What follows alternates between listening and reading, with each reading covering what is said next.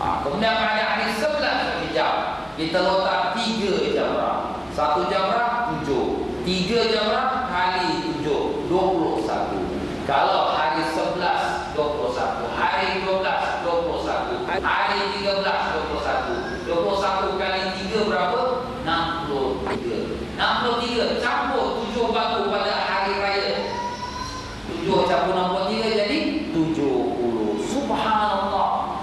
Ini satu luar biasa tuan-tuan. Kenapa luar biasa? Kita lihat lontaran 7 anak batu, komplit set 70 anak batu. Allah jadikan langit pun 7 langit, bumi pun 7, setiap seminggu pun 7 hari, syurga pun 7, neraka pun 7. Subhanallah, bila kita tawaf pun 7, bila kita sa'i pun 7. Ini ada rahsia tuan-tuan. Kenapa 7?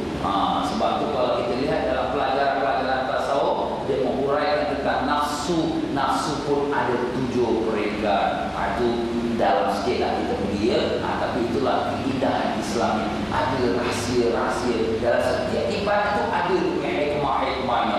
Jadi dalam mazhab Imam Syafi'i rahimahullah taala tak kira lah daripada jamrah pertama ke hari kedua ke hari ketiga, pokoknya secara keseluruhan 70 anak batu itu, kalau kamu tertinggal satu mun kamu bayar denda. Kalau tak sempat lontar lagi sebelum ada waktu lah. Kalau ada waktu kita lontar, kalau tak ada waktu kena denda. Waktu dia habis bila Ustaz? Dengan masuk matahari pada tanggal 13 Zulhijjah. Itu dia punya last deadline dia. Jadi kalau ada tertinggal 2 anak batu, 2 mun. Mun tu apa? Macam kita sebut tadi lah, mun tu 1 cupak. Jadi kalau 1 cupak tu 14 style. 14 style tu tak sampai 1 kilogram. Jadi kalau 1 cupak tu kita keluarlah 5 rial, 2 dolar Singapura. Kalau 2 cupak, 2 kali 2 dolar jadi 4 dolar Singapura. Kalau lah sekira 3 anak batu, 1 anak batu tertinggal pada hari nahar, hari raya. 1 anak batu tertinggal pada jamrah pula pada hari yang kedua. 1 anak batu tertinggal pada hari yang ketiga jamrah wusta. 3 anak batu, maka kenalah 1 dam. 1 dam itu mana seekor kambing disembelih di Mekah dan dimakan kepada orang fakir miskin Mekah. Itu undang-undang dia tuan-tuan. Aduh Ustaz, kalau lebih pada 3 anak batu, kalau lebih pada 3 anak batu pun sama juga 1 dam. Aduh Ustaz, kalau saya tak pergi lontar terus 70 anak batu, 1 pun saya tak lontar, sama juga denda dia 1 dam. Jadi 1 dam ni dia cover berapa banyak anak batu lah. Macam tu dia cover semua habis sekali. Yelah, kalau kita memang boleh lontar, kita tak pergi lontar, alah aku bayar dana berapa?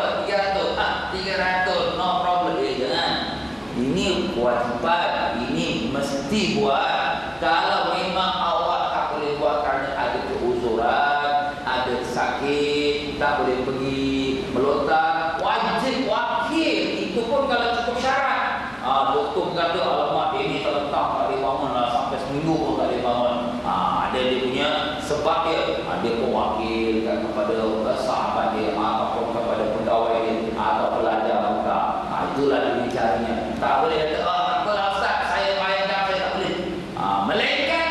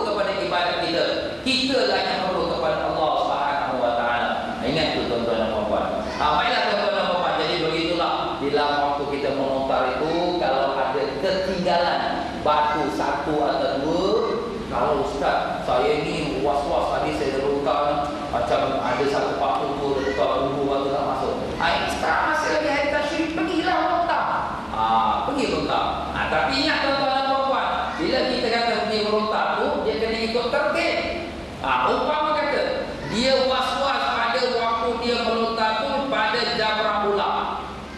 1 ke 2 waktu tak masuk. Dah lontar jamrah wusta, jamrah apa, dia pun balik. Bila dia balik, alamak, aku waktu yang pertama tu melontar jamrah ula ni aku was-was. Pergi balik lontar.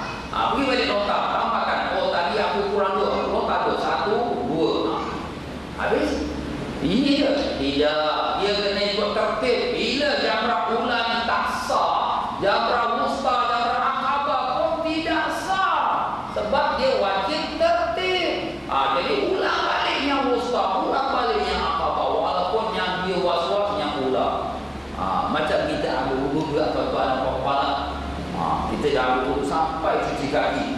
Sekali alamak, tak mata dia tak kena air tak kena ke kulit aku. Jadi cuci muka ni tak sah. Bila cuci muka tak sah, kita kena cuci muka kita balik supaya kena ke mana tempat yang tadi tak kena dengan kerana ada tak mata tu. Habis, itu je. Tidak. Kita kena ulang balik kan. Cuci tangan, sapu kepala, cuci kaki lagi. Kenapa? Sebab wajib tertib. Itulah dia tuan-tuan ya. Jadi melontar tu wajib tertib. Jadi kalau kita was-was pada jamrah ula, jamrah wusta, jamrah aqabah pun kena ulang. Kalau kita was-was pada jamrah wusta, kita hanya ulang pada wusta sampai aqabah saja. Kalau kita was-was pada jamrah aqabah, kita hantam kat sini sajalah. Yang pertama, kedua tak payah. Pasal ni jadi last lah. Nampak tuan-tuan dan puan-puan ya. Macam kita dah habis dah kita cuci kaki, masuk masjid, kau kata kaki kau tu ada cat tak kena air. Kena balik, pergi cuci kaki je. Pasal kaki dah kira last portion, bahagian yang akhir dalam berwudu. Itulah dia tuan-tuan dan puan-puan. Jadi begitulah dia tuan-tuan dan puan-puan rahimakumullah. Kalau sekiranya orang-orang yang pergi melontar itu dia nak melontar, sunnatlah dia mengikut sunat-sunat dalam melontar. Apa sunat-sunat dia dalam melontar itu tuan-tuan dan puan-puan? Itulah dia sunat-sunat dalam melontar jamrah ula, wusta dan aqabah pada hari tasyrik 11, 12, 13 Zulhijjah. Sunat-sunat dia ialah yang pertama, hendaklah dia itu mendahulukan lontaran sebelum solat zuhur.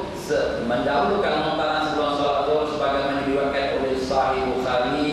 Ini kalau melontar jamrah aqabah. Jamrah aqabah ini tuan-tuan, sunatnya melontar sebelum waktu solat zuhur. Tetapi macam mana yang kita bahaskan dalam bab jamrah aqabah, waktu seantara subuh dengan solat zuhur itulah waktu yang paling penuh sesak sekali.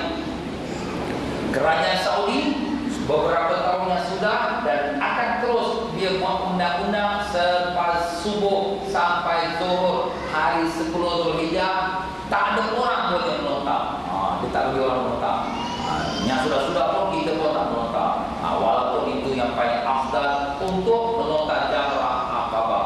Jadi apabila kita melontar jamrah ula, wusta, sunat kita menghadap kiblat. Ya, sunat kita menghadap kiblat. Jadi kita tengoklah mana arah kiblat. Dan bila kita melontar tu, sunat kita bertakbir pada setiap lontaran batu. Bismillahirrahmanirrahim. Allahu Akbar. Ya. Yang pertama kita sebut bismillah lah. Yang kedua Allahu Akbar. Yang ketiga Allahu Akbar. Macam itulah seterusnya. Dan yang keempatnya berdoa menghadap kiblat dengan khusyuk dan tenang. Setelah